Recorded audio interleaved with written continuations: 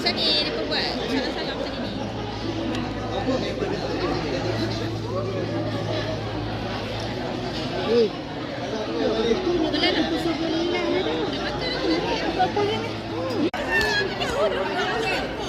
Tak nampak biji mata.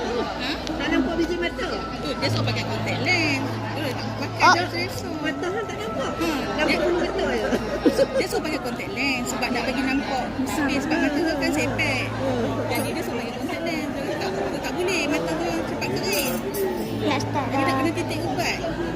Yang Dah pukul 11. Kan? lagi pas tu buat je bibit.